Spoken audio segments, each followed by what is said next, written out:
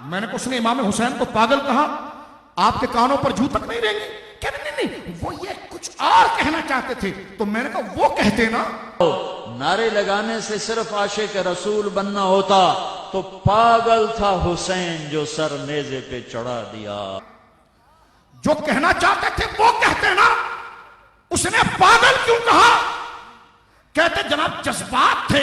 میں نے کہا تم نجدی کتوں، تمہارا کام ہی ادب و تعظیم نہیں ہے. تمہارے جذبات ہوتے ہیں تو الفاظ نہیں ہوتے، الفاظ ہوتے ہیں تو جذبات نہیں ہوتے. یہ کام سنیوں کا ہے جن کے جذبات بھی جواہ ہے اور الفاظ بھی اعلیٰ ہوتے ہیں.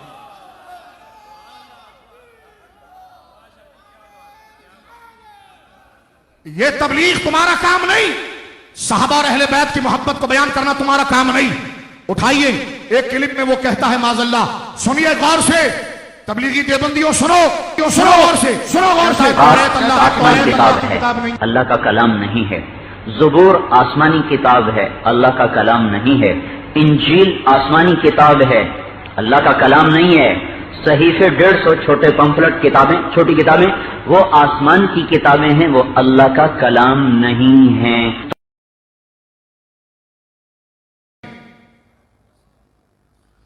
زبور اللہ کی کتاب نہیں ہے، انجیل اللہ کی کتاب نہیں ہے.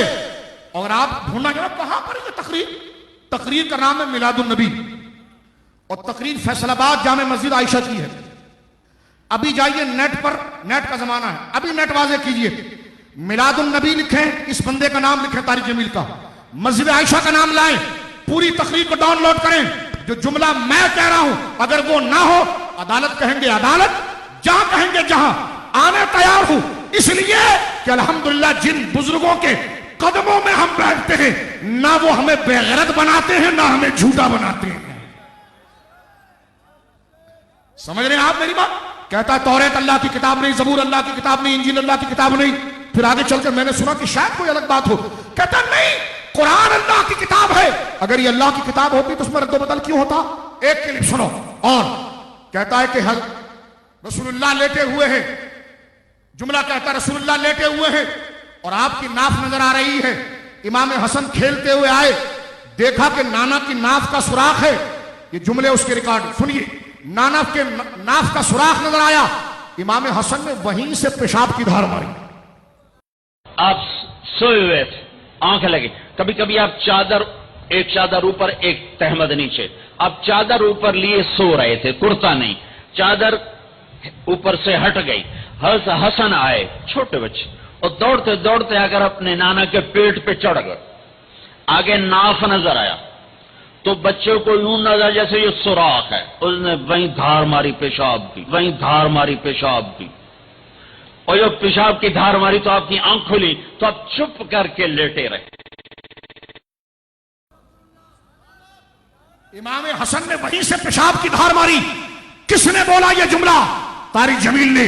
اوے یہ کانفرنس تجھے الٹیمیٹم دے رہی ہے، تو 295C کی بات کرتا ہے، اس سے آگے بھی ہم جانے کے لیے تیار ہیں. کیا سنیو نکلو گے؟ انشاءاللہ. پورے پاکستان میں نکلو گے انشاءاللہ. انتظامیہ سے ہم کہتے ہیں کہ اس کی خبر لے اور ایسے شخص کی تقریر کو بینڈ کروائیں، کیونکہ ایسی تقریریں جو ملک میں فساد پیدا کریں. میں کہتا ہوں تبلیغیوں، آج تم نے حضرت ابراہیم کو بڈھا کہا، موسیٰ بھاگا، تم نے یہ کہا، تم نے کہا امام حسن نے نانا کے پیٹ پر پیشاب کی دھار ماری، تم نے کہا حسین پاگل تھا، معاذ اللہ، تم نے کہا اللہ بھی ہنستا ہوگا، تم نے کہا ہمارے وہاں نکاح یوں ہوتی ہے جس طرح ڈرائیور کہتا ہے اور جان دے جان دے جان دے آن دے آن دے آن دے. ساری مسجد ہنس رہی ہے. تم نے کہا کہ حضرت عائشہ نبی کی صحبت میں رہ کر نہیں بدلی. یہ اس بات کا بھی ثبوت ہے کہ نبی کی صحبت مل کے بھی عورت نہیں بدل سکتی. نبی کی صحبت مل کر بھی عورت نہیں بدل سکتی. انتظامیہ ان کتوں کو لگام دے.